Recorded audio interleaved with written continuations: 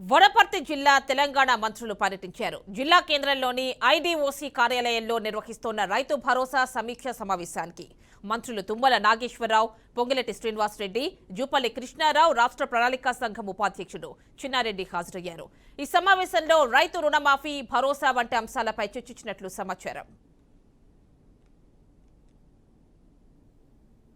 పద్ధతి ప్రకారం లెక్క తప్పకుండా ప్రజల సొమ్ము ప్రజలకు చెందాలా, లెక్క ప్రకారం ఖర్చు అభివృద్ధి సంక్షేమ రెండు కూడా సూర్యుల మాదిరిగా రెండు కళ్ళలాగా మనం ముందుకు నడవాల్సిన అవసరం ఉంది.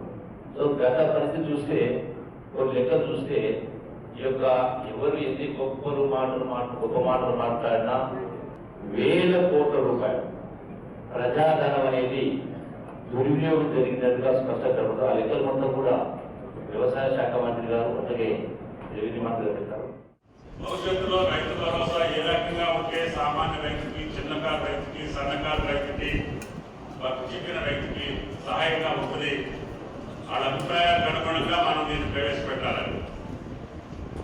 అంతకంటే ముందుగా గత ప్రభుత్వం చెల్లించలేనటువంటి రైతు బంధును కూడా ఇబ్బంది ఉన్న 7,651 కోట్ల రూపాయలు రేవంత్ రెడ్డి గారి ప్రభుత్వం రైతు ఖాతాలను జమ చేసింది.